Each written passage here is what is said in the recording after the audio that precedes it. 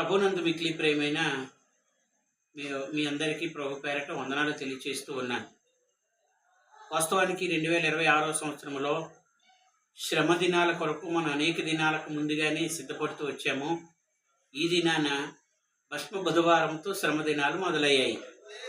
శ్రమ దినాలను మనం లెంట్ అనే పదంతో మనం సంబోధించడం జరుగుతుంది.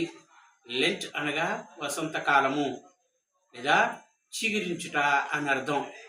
ఈ 40 దినాలు దేవుని మాటలు విని ప్రభు సన్నిధిలో మీరు ఆశీర్వాదాలు పొందుతారని, వాక్యం విని చిగురించి ఫలిస్తారని కోరుతూ ఉన్నాం. వాస్తవానికి 40 అనే సంఖ్య బైబిల్ గ్రంథంలో చాలా ప్రాముఖ్యమైనటువంటి విషయాలు తెలియచేస్తూ ఉంటుంది. మీకు కొన్ని విషయాలు వాక్యాధారాలతో చూపించాలని ఆశపడుతూ ఉన్నాను. ఇందులో మొట్టమొదటిగా మరి నోవాహు దినములలో 40 రోజుల పాటు మరి విపరీతమైనటువంటి వర్షం రావటంతో వారికున్నవన్నీ తుడిచిపెట్టుకుపోయి, ఇళ్ళు కానీ, ఆస్తులు కానీ, పంట భూములు, పశువులు అన్నీ కూడా తుడిచిపెట్టుకుపోయి. అలాగే ఈ 40 దినాలు వాక్యం విని వాక్యం అనే వర్షం అనే వాక్యాన్ని మనం వింటూ మనకునేటువంటి పాపాలు, శోధనలు, సమస్యలు, బలహీనత నుంచి కూడా విడిపించబడాలని ప్రభు పేరట మనం కోరుతూ ఉంటున్నాం. చూడండి, ఆదికాండ గ్రంథం 7వ అధ్యాయం 17వ వచనంలో ఈ మాట స్పష్టంగా ఉంటుంది. రెండవది, అరణ్య ప్రయాణంలో 40 సంవత్సరాల పాటు ఇశ్రాయేలు ప్రజలు ప్రయాణం చేశారు. 40 సంవత్సరాల పాటు ఇశ్రాయేలు ప్రజలు అరణ్యంలో ప్రయాణం చేశారు. సంఖ్యాకాండం 14వ అధ్యాయము 33వ వచనంలో మనకు కనిపిస్తూ ఉంటుంది. మూడవదిగా మనం చూస్తే ఇశ్రాయేలీలు 40 సంవత్సరాలు మన్నాతో పోషించబడ్డారు. చూసారా, ప్రభు సన్నిధిలో మన ఆయన మీద ఆధారపడితే కనుక ఆయన మనం ధరించుకోవటానికి, తినటానికి అన్నీ కూడా ఆయన మనం సమకూర్చగలిగినటువంటి శక్తిమంతుడు ఆయన. ఇశ్రాయేల్ ప్రజలు వారు ఆహారం కొరకు ప్రత్యేకించి ఆహార పదార్థాలని తయారు చేసుకోలేదు, కానీ దేవుడే వాళ్ళకి మన్నా అనగా అతి రుచికరమైనటువంటి ఆహారం. ఈ ఆహారం దేవుని దూతలు తినే ఆహారం మనుషులకు ఇచ్చి వాళ్ళని పోషించాడు దేవుడు. నిన్ను కూడా ప్రతి విషయంలో పోషించును గాక. ఈ మాట మనకి బైబిల్ గ్రంథంలో మనకు కనిపిస్తుంది. ఎక్కడ అని అంటే కనుక నిర్గమకాండము 16వ అధ్యాయం 35వ వచనంలో కనిపిస్తుంది. అలాగే 4వది, మోషే దేవుని సన్నిధిలో పర్వతం మీద 40 రాత్రులు పగలు గడపటం జరిగింది. అంటే ఈ 40 రాత్రులు 40 పగలు ఆయన ఉపవాసం ఉన్నారు. ఉపవాసం ఉండి మరి ఆయన పర్వతం మీద గడిపినట్లు చూస్తాం.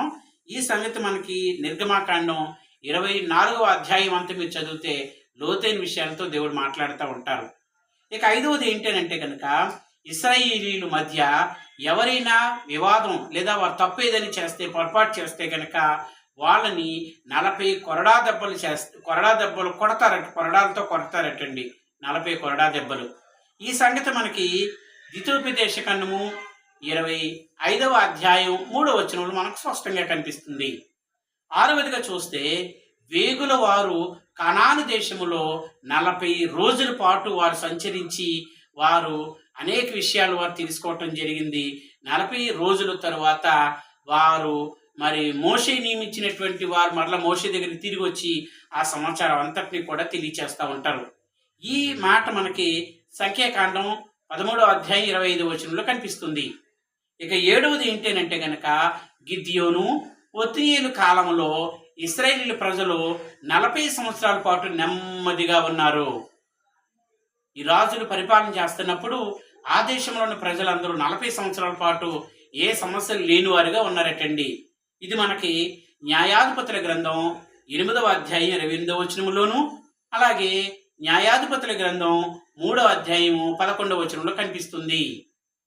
గనుక ఈ 40 అనేటువంటి సంఖ్య 40 సంవత్సరాలు కానీ, 40 రోజులు కానీ, 40 రాత్రింపగలు అనేటువంటిది 40 అనే సంఖ్య బైబిల్ గ్రంథాలు ఇంకా చాలా ఉన్నాయి. మన సమయానుకూలంగా మరొక సందర్భంలో మనం విందాం. అలాగనే 40 సంవత్సరాల తర్వాత, 40 రోజుల తర్వాత అనేటువంటి విషయాన్ని కూడా మనం వింటూ ఉంటాం. కనుక ఈ 40కి ఉండేటువంటి ప్రాముఖ్యమైన విషయాలు పార్ట్ 2లో మనం విందాం. దేవుడి మాటలు మనందరి వెనుకల్లో దీవించును గాక. ఆమేన్.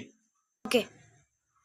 ఈ 40కి ఉండేటువంటి ప్రాముఖ్యమైన విషయాలు మరికొన్ని మనం రేపటి దినాన్ని మనం విందాం. దయతో మా ఈ ఛానల్ని లైక్ చేయండి, సబ్స్క్రైబ్ చేయండి, అనేక మందికి షేర్ చేయండి, మమ్మల్ని ఎంకరేజ్ చేయండి. దేవుడు మనందరినీ నిండారులుగా ఆశీర్వదించును గాక. ఆమేన్.